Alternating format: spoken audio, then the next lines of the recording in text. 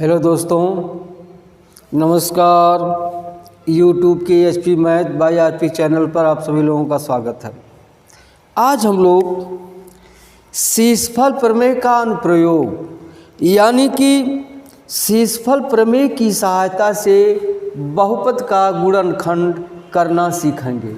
तो आइए देखते हैं। एक उदाहरण है x square minus 5x minus 6। यह बहुपद है, यह द्विघात का बहुपद है। इसके पहले आप मध्य पदों को दो भागों में बांट करके गुणनखंड किए थे।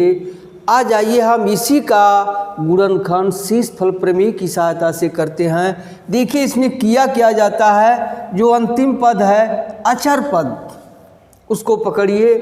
हाँ, एक चीज़ ध्यान दीजिए, आपको बताया गया है बहुपद का मानक रूप क्या होता है। या तो घात के घटते हुए क्रम में लिखिए या घात के बढ़ते हुए क्रम में लिखिए।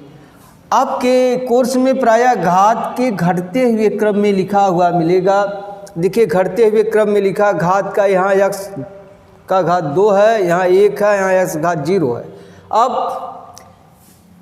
अचर पद को पकड़िए 6। इसका अभाज्य गुणनखंड क्या क्या होगा वह लिख लीजिए। देखिए 1 होगा, 1 हो सकता है, 2 होगा, फिर 3 होगा, फिर 6 होगा।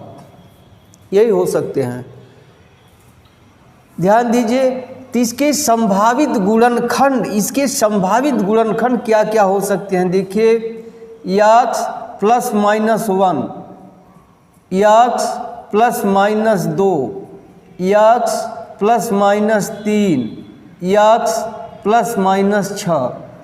निश्चित रूप में इनमें से कोई न कोई जरूर होगा। ठीक, अगर हम ले लेते हैं, अगर इसका संभावित गुणनखंड यह है x प्लस 1, ठीक, तो इसका शून्य क्या होगा।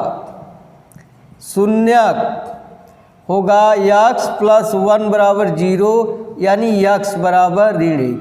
अब यही काम करना है बहुपद x square minus 5x minus 6 में x बराबर ऋण 1 रखने पर। अब आप रख दीजिए, क्या आता है x square minus 5x minus 6 बराबर x की जगह क्या रखना है, ऋण 1 घाते 2 माइनस 5 ऋण 1 माइनस 6 बराबर ऋण 1 का वर्ग करेंगे तो आ जाएगा धन 1, ऋण का गुणनफल करेंगे तो आ जाएगा धन 5 ऋण 6। आ गया 6 ऋण 6 बराबर 0। अब देखिए बहुपद का मान क्या आ गया, शून्य आ गया। अतः x बराबर ऋण 1 रखे हैं ना, x प्लस 1, अतः बहुपद का x प्लस 1 एक गुणनखंड है। अतः x प्लस 1 बहुपद का एक गुणनखंड है। आपको एक गुणनखंड मिल गया। अब दूसरा गुणनखंड कैसे प्राप्त होगा, आइए देखते हैं उसको। आप ऐसा करिए, इस तरह से लिख लीजिए x square minus 5x minus 6 बराबर, ध्यान से देखिए। अब x का एक घात यहाँ घटा दीजिए, क्या हो गया x, कोष्ठ लगा दीजिए और यही गुणनखंड लिख दीजिए x प्लस 1। इतना तो आप लिख ही सकते हैं। अब थोड़ा इधर रफ कार्य कीजिए, इसका इसमें गुणा कीजिए, क्या हो गया x स्क्वायर, फिर इसका इसमें गुणा करेंगे हो जाएगा प्लस x। अब देखिए यहाँ प्लस x आ रहा है, यहाँ कितना है माइनस 5x आ रहा है। अब एक में क्या करें कि माइनस 5 आ जाए। अब इसी में क्या करेंगे, आप माइनस 6 जोड़ देंगे तो माइनस 5 आ जाएगा। तब यहाँ आप लिख लीजिएगा माइनस 6, फिर वही गुणनखंड लिखिए x प्लस 1, फिर इसका गुणा कीजिए। देखिए माइनस 6x होगा, माइनस 6x फिर हो जाएगा -6।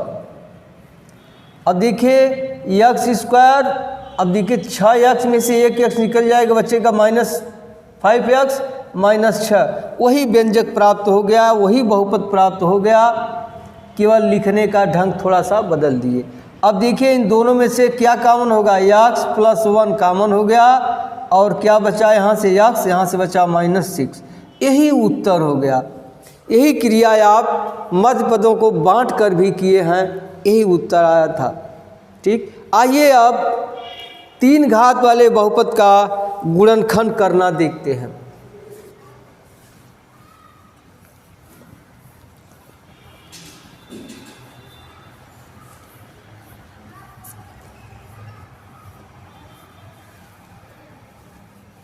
देखिए एक उदाहरण है, x³ - 5x² - 2x + 6।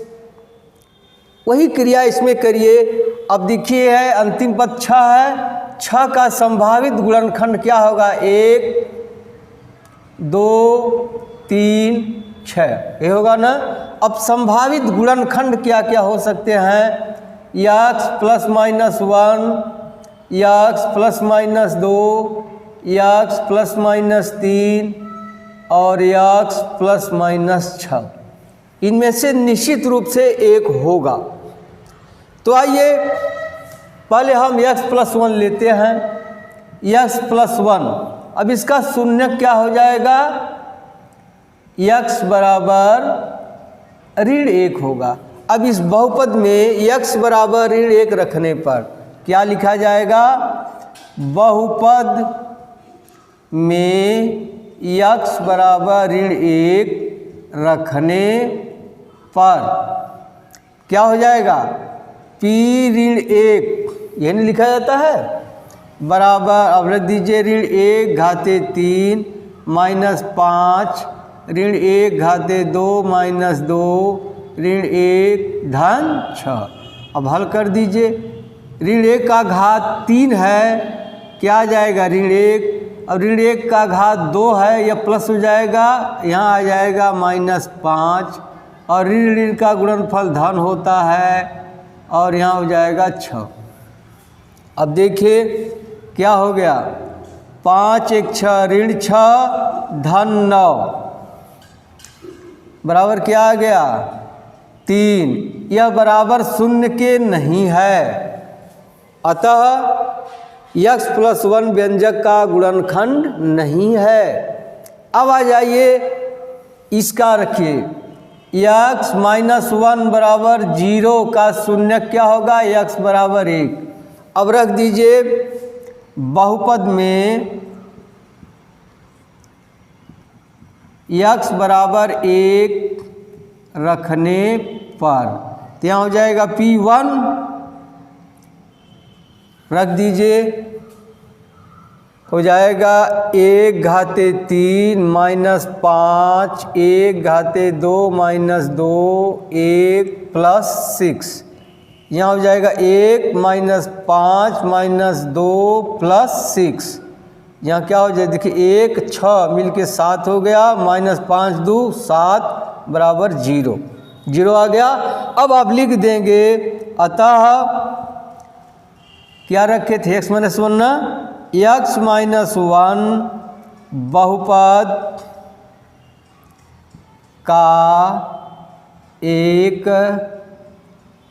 गुणनखंड है। अब इतना लिखने के बाद आपको बताए थे, आप वही पूरा बहुपद लिख लीजिए, x घाते 3 - 5x² - 2x + 6।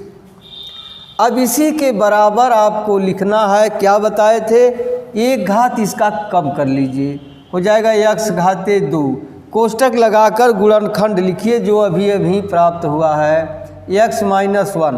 अब इसका गुणा कीजिए, इधर देखिए इसका गुणा करेंगे तो हो जाएगा x घाते 3 - x²। आपको सवाल में चाहिए कितना, -4 चाहिए, -1 है, यानी -3 की कमी है, तो यहाँ लिख लीजिए -3, 1 घात घटा लीजिए x, फिर लिख लीजिए x - 1। ठीक। फिर पुनः इसका गुणा कीजिए, क्या हो जाएगा -3x², फिर +3x। देखिए अब इसको जोड़ेंगे तो -4x, ये तो -4 आ रहा है ना, चाहिए -5 ना, तो यहाँ 4 करिए और यहाँ 4 कर दीजिए। अब गुणा कीजिए, देखिए क्या होगा, -4x² +4x, यहाँ हो जाएगा 4x। अब देखिए इसको जोड़ दीजिए, कितना हो जाएगा -5x² -5² यहाँ है, हो गया ना, +4x। देखिए यहाँ +4x है, यहाँ आना चाहिए -2x। अब कितना है, +4 आ रहा है 4, तो क्या करेंगे -6 यहाँ लिख देंगे -6, एक घात इसका घटाएंगे तो क्या हो जाएगा 0, यानी हो जाएगा x -1। अब इसका भी गुणा कर दीजिए, तो यहाँ हो जाएगा -6x +6। अब इसको देखिए जोड़ दीजिए, ये हो जाएगा x³ माइनस और यहाँ माइनस, क्या हो जाएगा -5x²। यहाँ देखिए 4x में से 6x निकल जाएगा, ऋण 2x +6। देखिए सवाल वही है, लिखने का ढंग बदल गया। अब इनमें से x -1 कॉमन है, x -1 कॉमन ले लीजिए, बचेगा x² -4x -6। देखिए ये हो गया। अब इसका गुणनखंड नहीं होगा, मध्य पदों को बांटेंगे, यह देख लीजिए बांट करके होता है कि नहीं होता है।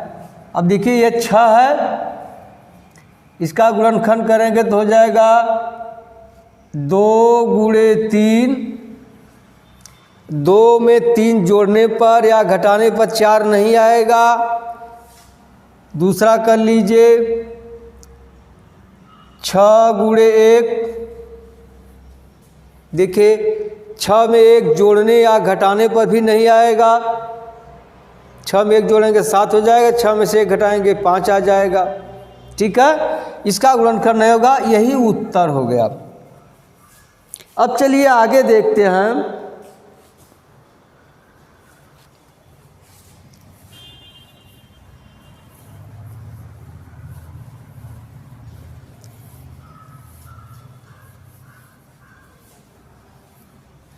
अगला उदाहरण है x³ -23x² +142x -120। अब इसका गुणनखंड करना है। देखिए अचर पद यही है ना 120, इसका अभाज्य गुणनखंड क्या हो सकता है, 1 होगा, ठीक, 2 से भी कटेगा, 3 से भी कटेगा, 4 से भी कटेगा और 5 से भी कटेगा, 6 से भी कटेगा। इसी तरह से 30 से 15 से सबसे कटेगा। बहुत लंबा आपको नहीं जाना है, अधिकतम 5 तक ही आपको मिल जाएगा। जिसके संभावित गुणनखंड क्या हो सकते हैं, देखिए यहाँ हम लिख दे रहे हैं plus minus plus minus plus minus plus minus, इस तरह से होंगे। अब क्या करेंगे, बहुपद में x बराबर 1 रखने पर रख दीजिए। अगर इसे हम मान ले रहे हैं px, तो यहाँ हो जाएगा p1 बराबर हो जाएगा 1 घाते 3 माइनस 23 1 घाते 2 प्लस 142 1 ऋण 120। अब यहाँ हल कीजिए, 1 हो जाएगा -23 प्लस 142 माइनस 120। अब देखिए इसको जोड़ दीजिए तो क्या आ जाएगा 143, हो गया 43, और यह ऋण वाला एक जगह कर दिए, हो जाएगा -100 43, शून्य आ गया। अगर शून्य न आता तो x बराबर ऋण 1 रखना पड़ता, फिर भी शून्य न आता तो x बराबर 2 रखा जाता, फिर भी शून्य न आता तो x बराबर 3 रखा जाता। इसी तरह से कम अब 5 तक रखना पड़ेगा आपको। अब शून्य आ गया तो आप लिख सकते हैं अतः क्या रखें, x + 1 x - 1 व्यंजक का या बहुपद का, बहुपद ही लिख लीजिए, बहुपद का एक गुणनखंड है। अब अगला गुणनखंड ज्ञात करने के लिए देखिए क्या करते हैं, आपको बताए, आप लिख लीजिए बहुपद x³ - 23x² + 142x - 120 बराबर। अब इसका एक घात घटाना है आपको, एक घात आप घटा दिए, 2 हो गया। कोष्ठ में लिख लीजिए x - 1। अब इसका गुणा कहीं इधर कीजिए, क्या हो जाएगा x³ - x²। देखिए -x² वहाँ 1 आया है, आपको चाहिए कितना 23, वहाँ भी माइनस है, यहाँ भी माइनस, यानी 22 की कमी है। तो यहाँ आप लिख लीजिए -22, एक घात घटा दीजिए, x घाते 2 है तो यहाँ कर दीजिए x। कोष्ठ में फिर वही गुणनखंड लिख लीजिए, फिर इसका गुणा कीजिए। आप गुणा करेंगे तो क्या हो जाएगा -22x² लीजिए, इस तरह लिख दे रहे हैं 22x² + 22x।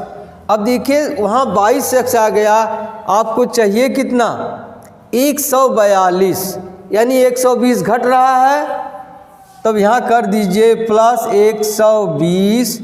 एक घात घटाएंगे x का तो x घाते 0 हो जाएगा, क्या हो जाएगा x - 1।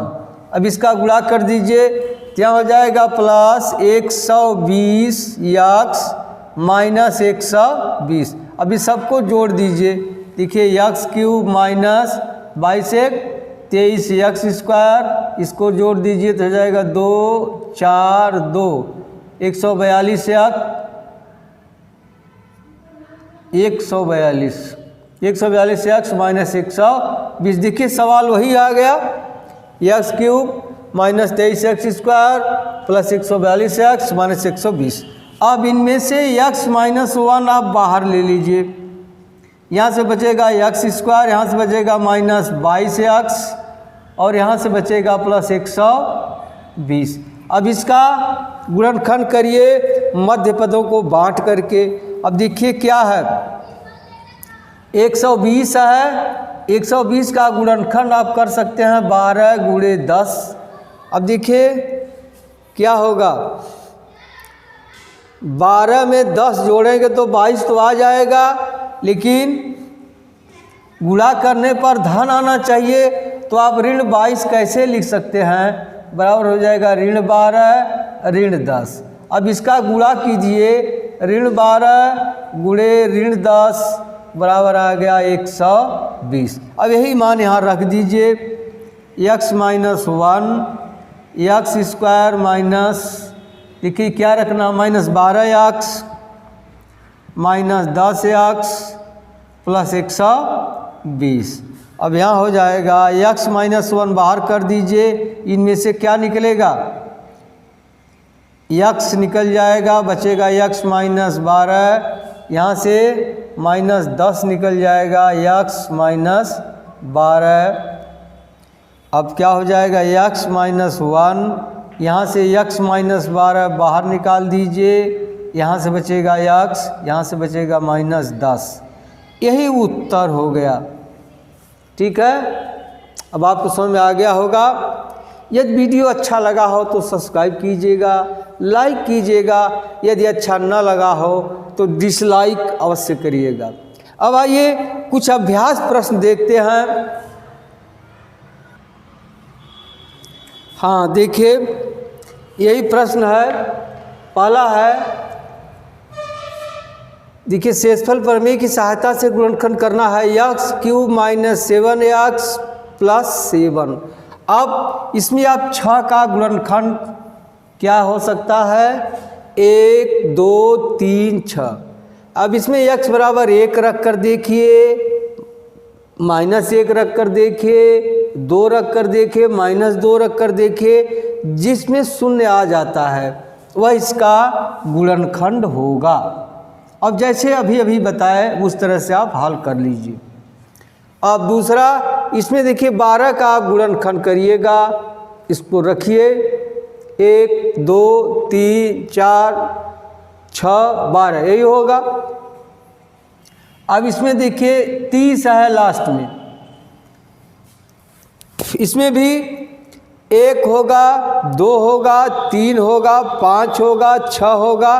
बहुत अधिक मत जाइए आप, 1 से 5 तक में लगभग आपके कोर्स में जो सवाल दिया है उतने में आपका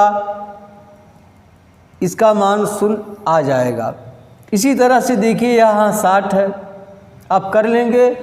अब आइए देखिए एक सवाल यह है, यदि x² plus P x plus Q और x² plus LX plus m को x प्लस a से भाग देने पर शेषफल प्रत्येक दशा में शून्य हो तो सिद्ध कीजिए कि a बराबर इतना। अब इसे कर सकते हैं, देखिए इसमें x प्लस a से भाग देने पर शेषफल शून्य आ रहा है, यानी क्या लिखेंगे आप, x² plus P x plus Q में x बराबर -a रखने पर क्या रहा है, शेष शून्य। अब आप लगा लीजिएगा। अब मिलते हैं अगली वीडियो में, तब तक के लिए धन्यवाद।